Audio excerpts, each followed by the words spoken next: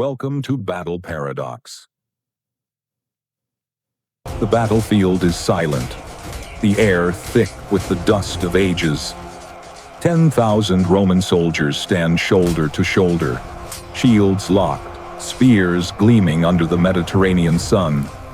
Their commander raises his sword, shouting orders in Latin that echo across the plains. Then, out of nowhere, a deep metallic roar cuts through the ancient air. From a swirl of light and smoke, a colossal machine appears. A modern U.S. Abrams tank, armor glinting like the scales of some mechanical dragon. Its cannon swivels, targeting the heart of the Roman formation. What happens when an unstoppable symbol of modern U.S. military might faces the disciplined legions of ancient Rome? Today, we find out in this ultimate alternate history experiment. A battle that bends time and logic. One Abrams tank versus 10,000 Roman soldiers. Who wins? Let's set the stage. The tank's crew, trained soldiers from the United States, find themselves mysteriously transported 2,000 years into the past. Fully fueled, fully armed, and utterly confused. Across the field, the Roman general sees the tank and assumes it's a siege engine sent by the gods. His men stand ready, fearless, unaware that they are about to face something beyond their wildest nightmares. The first shot is deafening. The Abrams 120mm cannon fires, unleashing a thunderclap that tears through shield and flesh alike. Entire ranks of legionaries vanish in a single explosion. The survivors stagger back, their disciplined minds struggling to comprehend this new kind of war. They regroup into their legendary testudo formation, shields locking overhead like the shell of a great tortoise. But the next shell lands, and that shell shatters their faith. The explosion scatters men and metal in all directions. To the Romans, it isn't warfare, it's divine wrath. And yet, they advance. Romans don't surrender to fear, they adapt.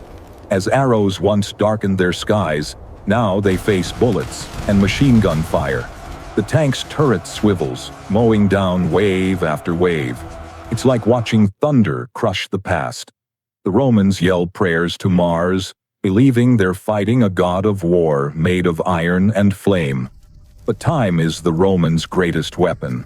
The Abrams may dominate the battlefield, but it's bound by fuel, ammunition, and visibility. The sun dips low, the tank's thermal sensors flicker. The crew inside begins to worry. This isn't a one-hour fight. 10,000 Romans can afford to wait. Soon, the legions shift tactics. They dig trenches through the night, set traps along the tank's path, and roll flaming carts down from the hills. They know they can't pierce its armor, but they can exhaust it, starve it, trap it. The tank crushes their barricades, but the earth beneath grows treacherous. One wrong move, and the treads sink into mud. Now imagine this. The mighty Abrams, motionless and surrounded. Romans swarm like ants around a fallen god.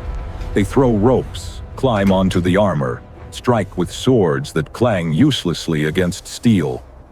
One brave centurion manages to wedge his pilum into a joint, useless, but heroic. The crew inside hears the pounding of 1,000 fists, and realizes that modern firepower can't last forever. Their ammunition runs low. The once roaring engine sputters. The tank is no longer a monster. It's a metal tomb. Here's the twist. What if the Romans capture it intact? They drag it to Rome in triumph, calling it the Chariot of Mars. Roman engineers, fascinated, would pry it open, studying its mysterious heart of fire. Centuries ahead of their time, they'd sketch designs for wooden proto-tanks, dreaming of mechanical war gods. History itself would be rewritten, an ancient civilization armed with the seeds of modern warfare. Meanwhile, back in the modern day, the U.S. military realizes their tank has vanished from the grid. Panic ensues.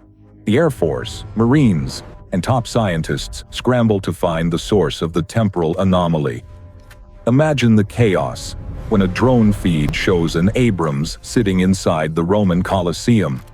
A rescue mission begins, jets screaming across time itself. And soon, Romans are staring at aircraft that defy the heavens. What began as one tank lost in time becomes a full-scale, ancient modern war of epic proportions. But let's return to reality for a moment.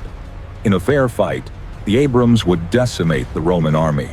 The tank's armor, firepower, and sensors would turn the battlefield into a one-sided massacre.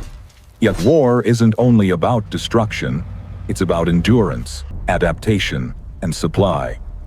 The Romans built an empire on patience and engineering. Once the tank runs out of fuel, it's no more dangerous than a statue. And if there's one thing Rome loves, it's statues. So who wins? In the short term, the Abrams tank. In the long term, Rome. Because while technology wins battles, human adaptability wins wars.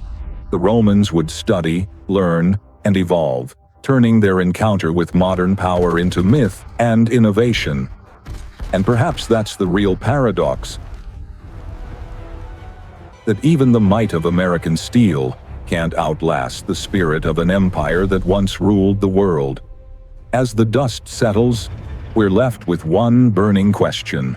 What's stronger, modern firepower or ancient tenacity?